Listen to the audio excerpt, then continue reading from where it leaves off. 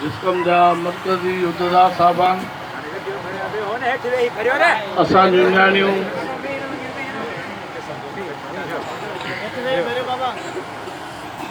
आपी ऐं कापी,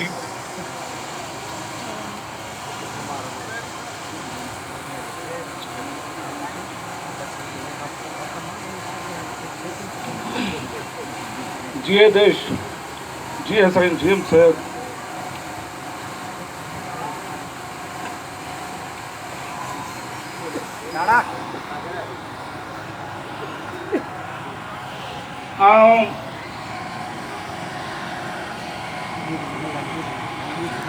हक़ीक़त ये सिंधी क़ौम ते का मयार न आहिनि, छाकाणि त सिंधी क़ौम हक़ीक़तनि खां बेख़बर आहे। बेख़बर ते का मयार न आहिनि, पर असां आसिफ़ जॾहिं गॾु हलूं पिया त तबसरो कयोसीं त जेके ख़बरवार आहिनि, बेख़बरनि ते का मयार न आहे। जेके ख़बर वारा आहिनि उन्हनि खे इहा ख़बर नाहे त कहिड़े वक़्त ते कहिड़ो नारो हणिजे, कहिड़े वक़्त ते कहिड़ो नारो हणिजे, कहिड़े वक़्त ते कहिड़ी ॻाल्हि कजे।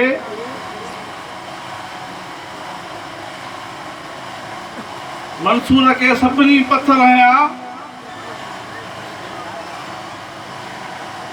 मंसूर खे तकलीफ़ न थी,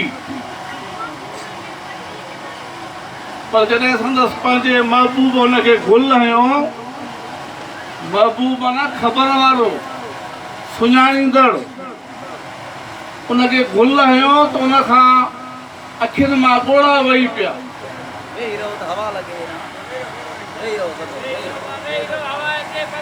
पुछऊं तव्हांखे पथर पे लॻा, तव्हांजे अखियुनि में ॻोढ़ा कोन विया, तव्हांखे गुल लॻो, तव्हांखे ॻोढ़ा कीअं विया आहिनि? जवाब नहीं त पत्थर हणण वारा बेख़बर आहे, गुल हणण वारो ख़बर वारो। तंहिंजे करे गुल जो वधीक जेको आहे मूंखे तकलीफ़ थी। अहिड़े पार्टियुनि में जिन वटि मजमूई तौर ते, अहिड़ी पार्टी में जिन वटि मजमूई तौर ते ओतिरी सम्झ ऐं साञा ही पाण में सभु कारकुन आहियूं, भाइर आहियूं, तनक़ीद न आहे, मजबूरी पंहिंजी ॻाल्हि था कयूं। जिन वटि एतिरी सम्झ न आहे त केॾी महिल कहिड़ो नारो हणिजे, उन पार्टी में असां वटि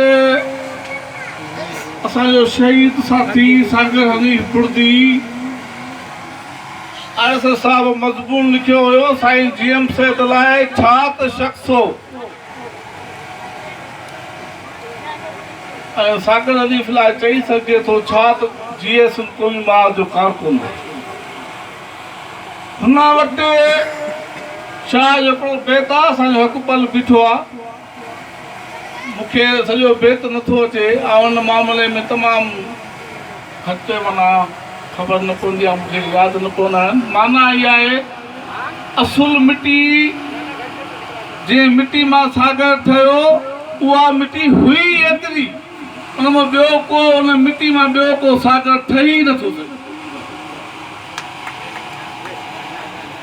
इहो हनीफ सागर बुर्दी हो। 95 में, 95 खां अॻु में कल्ह मूंसां अज़ीज़ुल्लाह बोयो साहिब मिलियो, 95 खां अॻु में अज़ीज़ुल्लाह बोयो साहिब सां गॾु। 95 में हुन महसूस कयो त सिंध जी सही वाट दग साईं जीएम से जो फ़िक्र आहे, ऐं जॾहिं हू शामिल थियो, उन ॾींहं खां वठी आख़िरी हिॾिकीअ ताईं उन प्रोग्राम खे कामयाब करण लाइ असांजे शहीद चेयरमैन बशीर खान कुरैशी सां गॾु पैदल मार्च करण, पैदल मार्च में शामिल थींदड़ कारकुननि खे हिमथाइण, तक़रीरूं जोश जज़्बो कारकुन में भरण। कोटिया में असीं जॾहिं पंहिंजे शहीद बशीर खान जे अॻुवाणी में उते वञी एहतजाज कयो सफ़दरजंग जी आज़ादी लाइ, उते मुख़ालिफ़ पार्टियुनि, मुख़्तलिफ़ पार्टियुनि, कॉमर्स पार्टियुनि, बलूचिस्तान जे कॉमर्स पार्टियुनि ॾाढो सिंध जो केस असांजे शहीद हनीफ़ सागर खां वधीक ॿियो केरु बहितर नमूने सां रखी न पियो सघे।